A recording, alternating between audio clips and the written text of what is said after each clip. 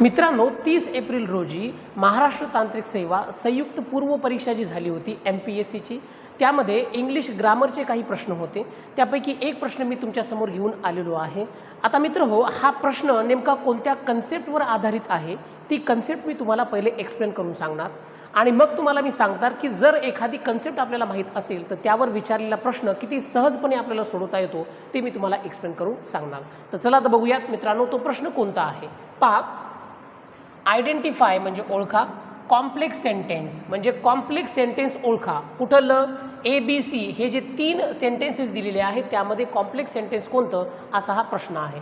तर हे 3 वाक्य वाचण्यापूर्वी मी तुम्हाला एक्सप्लेन करून सांगतो की what is a complex sentence. Complex sentence म्हणजे नेमकं काय, तर हे पहिलं माहीत असलं पाहिजे. पहा मित्रांनो, the sentence which consist of a main clause and a subordinate clause is called complex sentence. याचा अर्थ असा होतो मित्रांनो, ज्या वाक्यामध्ये एक मेन क्लॉज असतो म्हणजे मुख्य वाक्य असतं त्यालाच इंडिपेंडंट क्लॉज असं म्हणतात, आणि दुसरं सबऑर्डिनेट क्लॉज असतं म्हणजेच डिपेंडंट क्लॉज असतो, गौण वाक्य.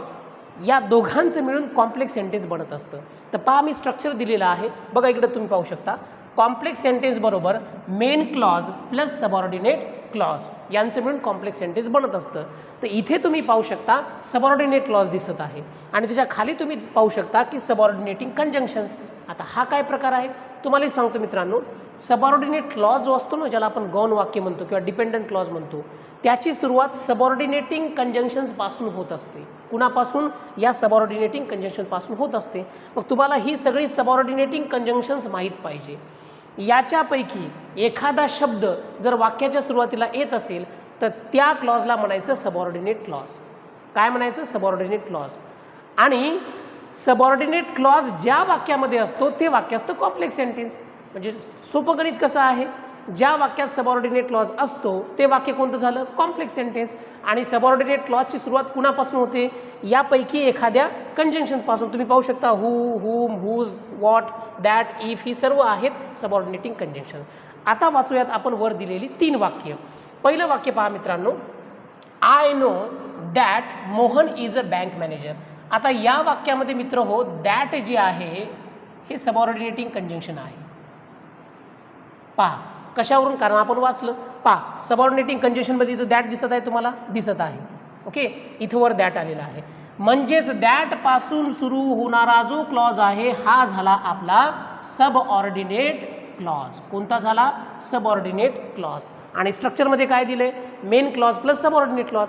याचा अर्थ आय नो हे मेन क्लॉज आहे, तर दॅटपासून पुढे होणारा क्लॉज हा सबऑर्डिनेट क्लॉज आहे. म्हणजे पहिलं दिलेलं वाक्य हे 100% कॉम्प्लेक्स सेंटेन्स आहे. Okay, let's see the next sentence. B मध्ये पहा, what you told me is true. आता या ठिकाणी व्हॉट आलेला आहे. हां, चला तर पाहूया बरं व्हॉट जी आहे सबऑर्डिनेटिंग कंजंक्शन आहे किंवा नाही.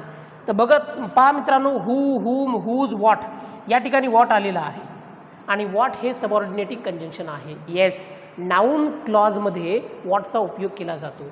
आता पहा मित्रांनो, व्हॉट यू टोल्ड मी, हां तू जे मला सांगितलं, व्हॉट यू टोल्ड मी, हा सबऑर्डिनेट क्लॉज झाला कारण व्हॉटपासून याची सुरुवात झाली. आणि इज ट्रू हा झाला मेन क्लॉज. म्हणजे इज या क्रियापदाच्या सब्जेक्टचं हे काम करत आहे. म्हणजे हा noun clause subject of the verb आहे मित्रांनो. कोणता? Noun clause subject of the verb आहे. म्हणजे हा आहे नाऊन क्लॉज. आणि नाऊन क्लॉज असेल, ॲडजेक्टिव्ह क्लॉज असेल, ॲडवर्ब क्लॉज असेल, हे तिन्ही क्लॉजेस जे आहेत हे सगळे कसे आहेत? कॉम्प्लेक्स सेंटेन्सेसचे एक्झाम्पल्स आहेत. म्हणजेच काय, तर हे तिघजणं जिथं असतात ते वाक्य कॉम्प्लेक्स सेंटेन्स असतं, ते कधीच वाक्य कंपाऊंड सेंटेन्स नसतं. चला, ती ट्रिक माहीत झाली. व्हॉट इथं दिसलं ना आपल्याला, व्हॉट हे सबऑर्डिनेटिंग कंजंक्शन आहे. इथून सुरू होणारा क्लॉज हा बी कसा आहे? सबऑर्डिनेट क्लॉज आहे. म्हणजेच बी वाक्यसुद्धा कॉम्प्लेक्स सेंटेन्स आहे.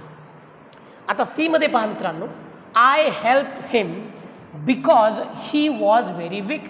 आता या ठिकाणी बिकॉज आले मित्रांनो. काय आले? बिकॉज आलेला आहे. ओके, आणि बिकॉज तुमच्या माहितीसाठी सांगतो काय आहे? सबऑर्डिनेटिंग कंजंक्शन आहे. कशावरून? बघा इथं, इथं बिकॉज दिसत आहे तुम्हाला.